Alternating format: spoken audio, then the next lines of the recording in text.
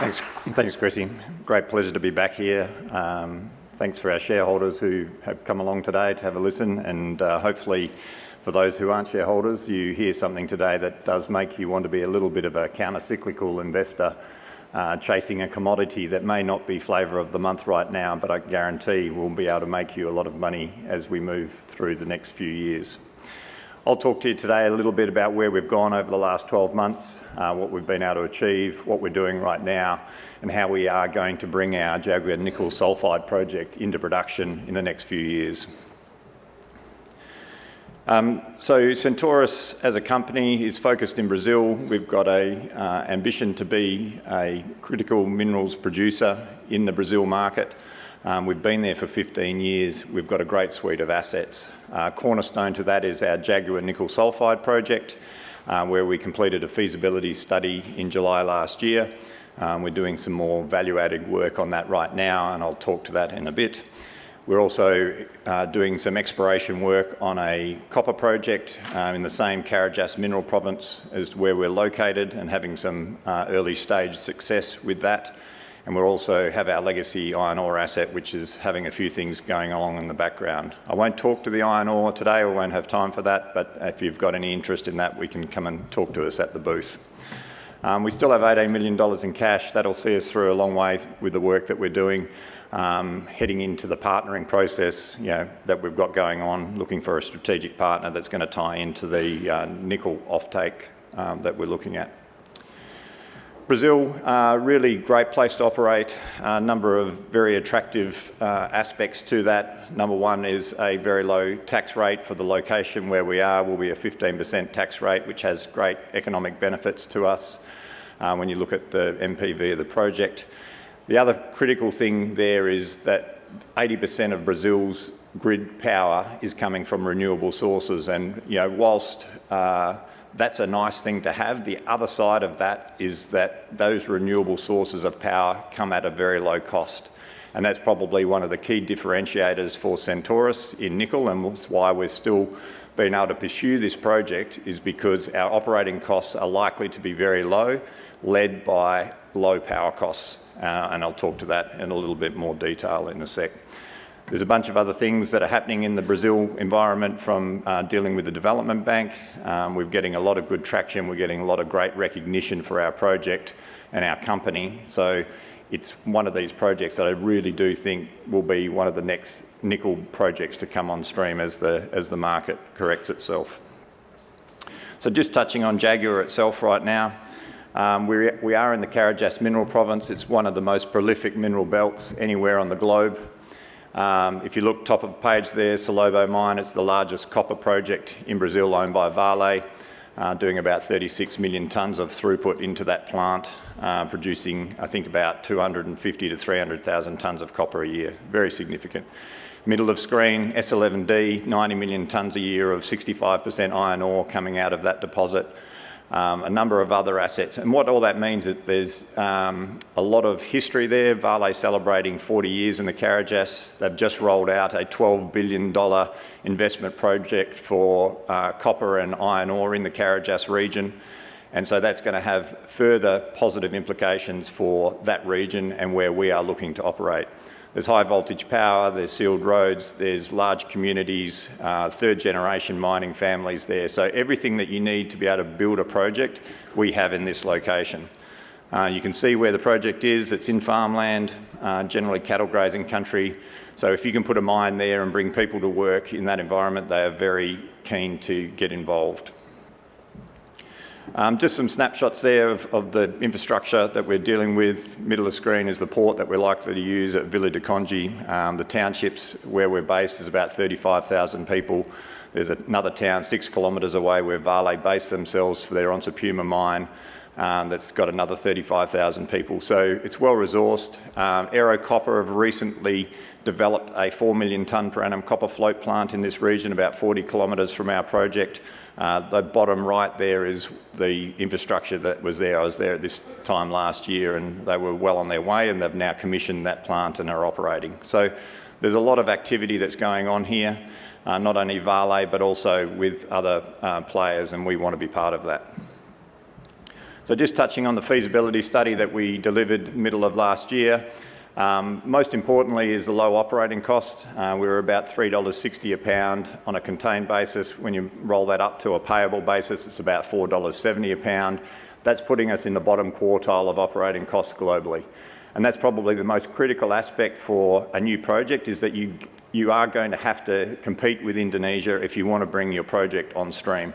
And being in the low part of the cost curve is absolutely essential to being able to do that. So we feel like we're in really good shape in relation to that. When you combine that then with what the overall project economics is, nearly $1 billion post-tax MPV, we feel like this is a project that is going to come on stream very quickly once we get the financing in place. So we've completed that feasibility study work. As I said, there's a number of attributes, and I'll just touch on those in a bit more specificity in a sec. But overall, we think that we've got a great base. We're doing some value engineering work, and I'll talk to that in a little bit more. So from a resource, when we released the feasibility study, we were at that second last bar of 950,000 tonnes contained. Post the release of the feasibility study, we were able to increase that resource out to 1.2 million tonnes contained. And that's 138 million tonnes at about 0.86. The project that we're looking at in the feasibility study is just open pittable mineralisation. We're not talking about any of the underground opportunity that we have here.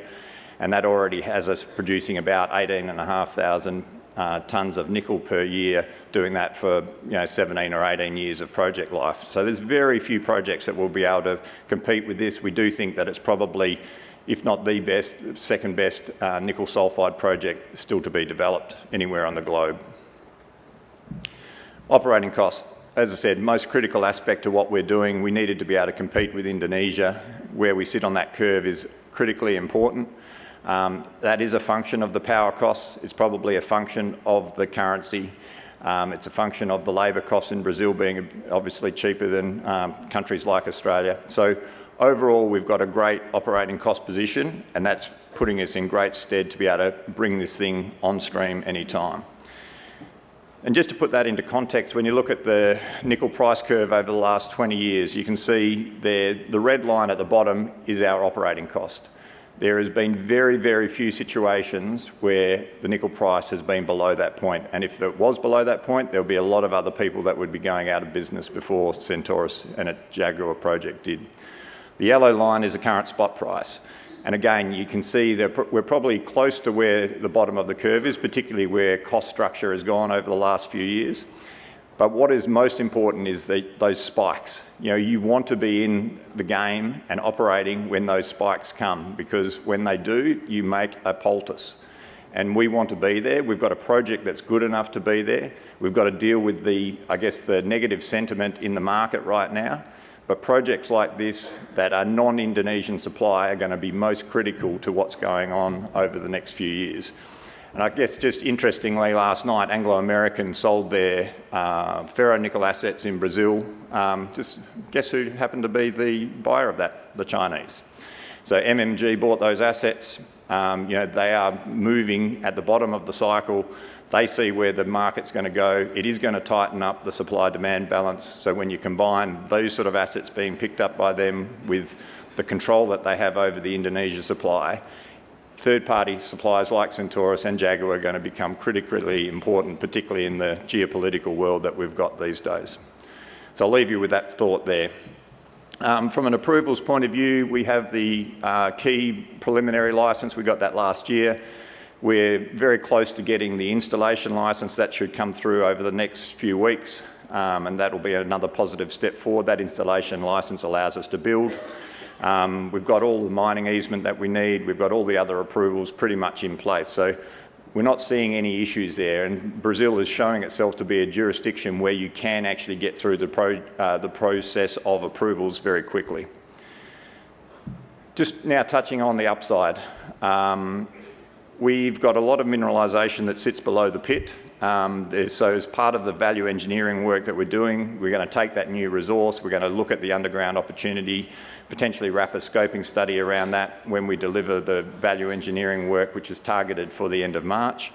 We've been doing some work on the process flow sheet. We've been doing some work on the mine design, and hopefully that will deliver, I guess, a further enhancement on the already strong economics that we've got. So when you look at the higher grade zones, that's what we'll be targeting in the new mine plan, trying to bring some of these high grade zones that are close to surface, bring them into the production profile at an earlier point, improve the NPV of the project in combination with some of the other things that we're doing. So there's over 8 million tonnes. It's sort of a really high grade mineralisation within 100 metres of surface, and those are the areas that we'll be targeting when we first start the project. The feasibility study didn't deal with that. We were coming from a position of a project that was looking into the downstream. We pulled back from the downstream, but in the interest of time of getting that feasibility study out, we wanted to make sure that we just got those numbers into the market and we didn't go back at that point and change the mine plan or change the process flow sheet. And that work is what we're doing right now. On the process side, when we delivered the feasibility study, we were looking at a 12% concentrate grade. That's fine, but ultimately that was about 160,000 tonnes of concentrate to be moved each year. As we've moved away from the downstream processing, that we're no longer doing that on site, we have to consider logistics. Logistics are quite expensive, so we've now got a much higher grade concentrate with a different process flow sheet that's just coming out of a float plant. With a product that can now go over 30% nickel con on a regular basis for plus 15 years.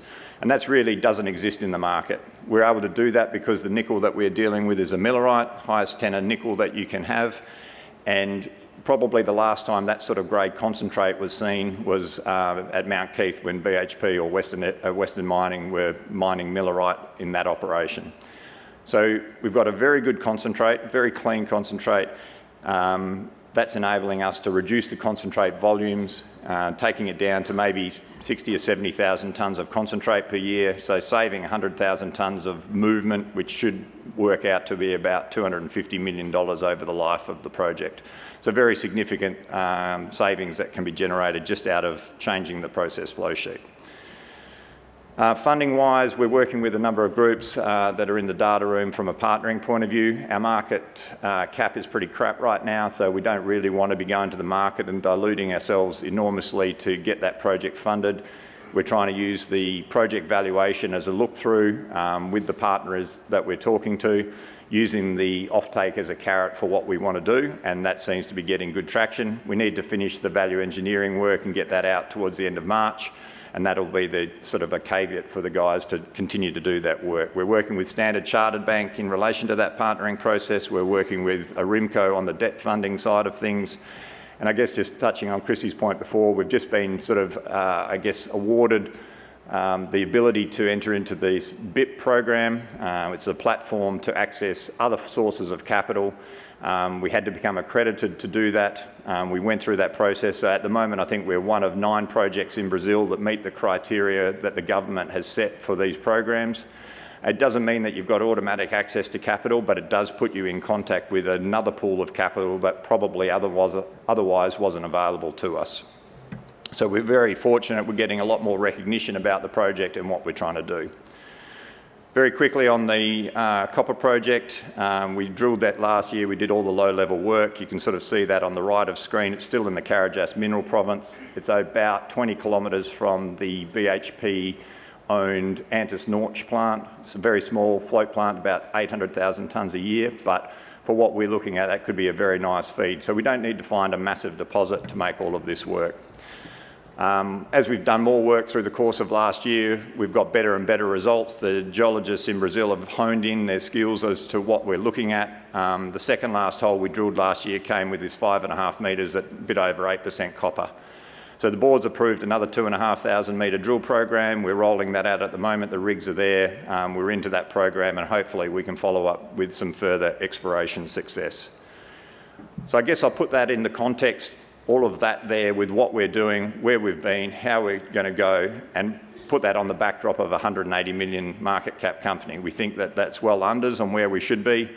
Hopefully the work that we do over the next little while will prove that to investors, and if you've got any sort of counter-cyclical view of the market, then now is a perfect time to invest. So it's Jaguar principally, it's Boy Novo from a copper exploration point of view. We'll do some work on the iron ore and hopefully we get some traction out of that in the next 6 months, but watch this space. Anyway, thank you for your time.